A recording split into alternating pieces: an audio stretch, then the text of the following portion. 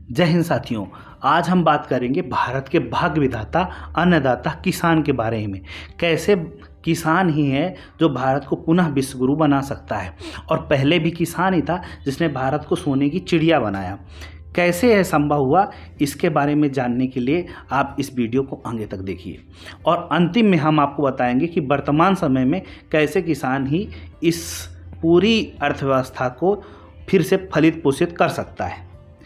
कोई भी राष्ट्र, सभ्यता या संस्कृति अपने मूल सिद्धांतों जैसे बौद्धिक, नैतिक और आर्थिक मूल्यों पर ही चलकर बड़ा बनते हैं, और हमारे प्राचीन काल में हमारे देश में यह तीनों मूल्य अपने शिखर पर थे।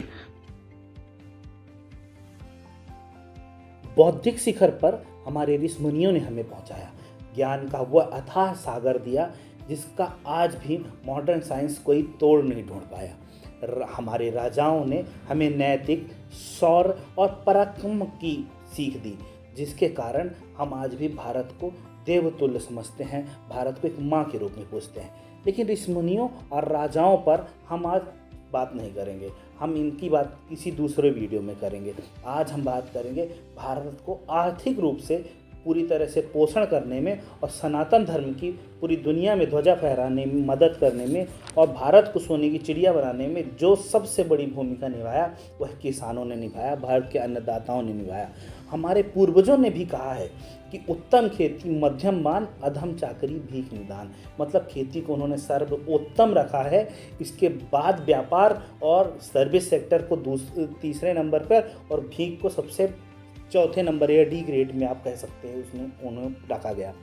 आज आपको भले ही यह बात अटपटी लगे कि कैसे खेती सर्वोत्तम हो सकती है, मगर आज से कुछ 100 साल पहले ही यह बात 100% सत्य थी, और यह सत्य बात कई हजार सालों पहले से लगातार चली आ रही थी।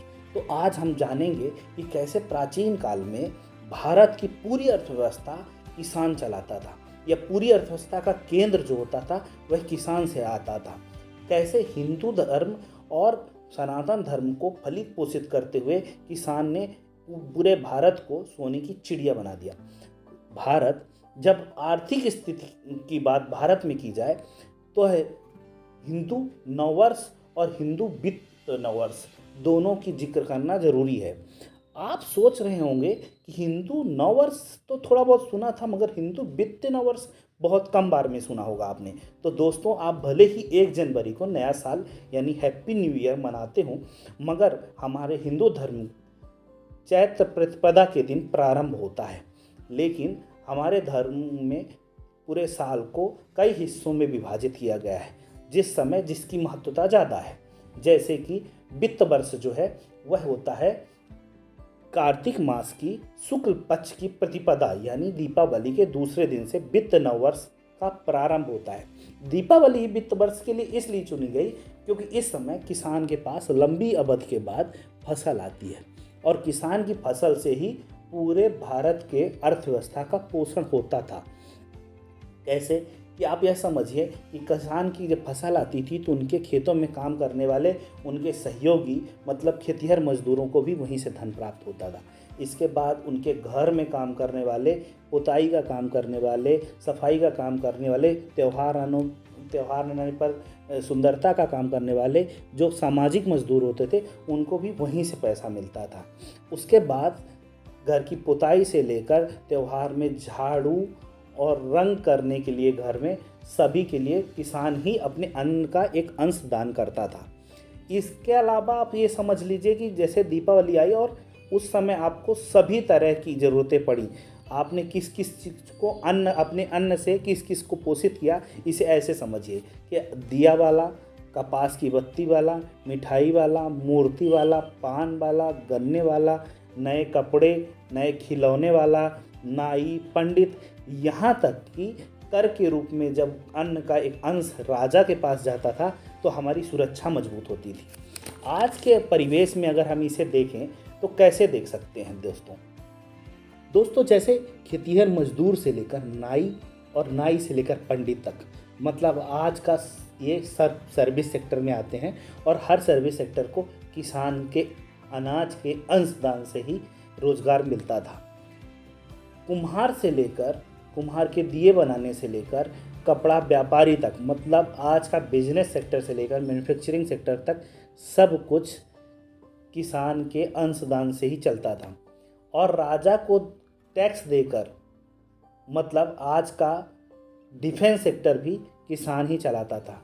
हालांकि किसान आज भी अपने धर्म से भटका नहीं, आज भाई वह सभी सेक्टरों को अपने अनाज के अंशदान से ही चलाता है। मगर हमारा अन्नदाता खुद बहुत लाचार और कुपोषित हो गया है। इसके प्रमुख दो कारण हैं। पहला कारण राज्य मतलब सरकार, किसान उत्पाद की सही कीमत नहीं पाता। माना कि अधिक उत्पादन और कम खपत के कारण बाजार में भाव सही से नहीं मिलता, पर उत्पादन के लिए बाजार का अभाव जो है उसको तो सरकार ही दूर करेगी ना।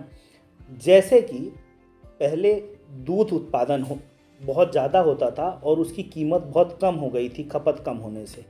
फिर दूध के उत्पादन से किसानों ने खुद ही दही, मट्ठा, घी बनाना शुरू किया, तो फिर से दूध की कीमत बढ़ गई।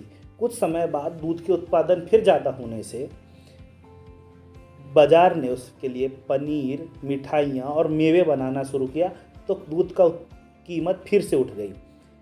कुछ समय बाद दूध के उत्पादन के फिर ज़्यादा हो जाने के बाद बाजार ने ही आइसक्रीम, मिल्क शेक और बहुत सारे सूखे तरीके के पदार्थ बनाए, जिससे दूध की कीमत लगातार बनी रही। वैसे ही सरकार को किसानों को उन्हीं उत्पादों की खेती करने के लिए प्रोत्साहित करना चाहिए जो कई बार पुनरावृत्ति में नए उत्पाद बनवा सकें और उनकी बाजार में मांग जो है वह ज़्यादा तेज़ी से बढ़े। दोस्तों, किसान की दुर्दशा का दूसरा कारण खुद किसान ही है, जो कि बाजार को खुद पर निर्भर कर दिया। कभी जो बाजार पूरी तरह से किसान पर निर्भर था, आज किसान खुद बाजार पर निर्भर हो गया है। पहली बात, वह अपने खेतों पर रासायनिक खाद, पेस्टिसाइड्स, अलग अलग तरह के बिना मौसमी बीज लगाकर लगातार कर्जों के बोझ के तले दब जाता है और मिट्टी की गुणवत्ता और अनाज की गुणवत्ता दोनों खराब करता है। किसान अपने वनस्पति उत्पादों को भूल गया है और बहुउपयोगी अनाजों का चयन भी नहीं कर पाता। वह मात्र इसलिए बोनी करता है किसी भी अनाज की क्योंकि इसका चलन है या फिर यहाँ सब लोग यही कर रहे हैं।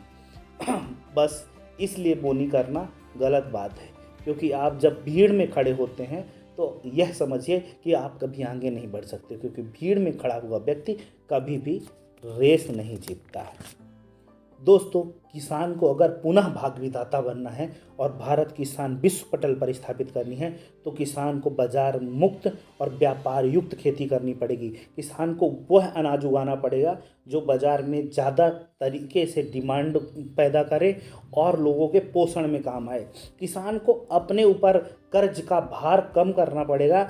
जब वह ट्रैक्टर लगाकर डीजल, बीज, रासायनिक खाद और रासायनिक दवाइयों के कर्ज के तले इतना दब जाता है कि वह उत्पादन का बड़ा हिस्सा सिर्फ इन्हीं में खर्च कर देता है। किसान को जैविक खेती के ऊपर वापस आना पड़ेगा, ऑर्गेनिक फार्मिंग करनी पड़ेगी, केचुआ खाद बनाना पड़ेगा। कई तरीके से जैविक खाद बनते हैं, उन खादों पर इन्वेस्ट करना पड़ेगा।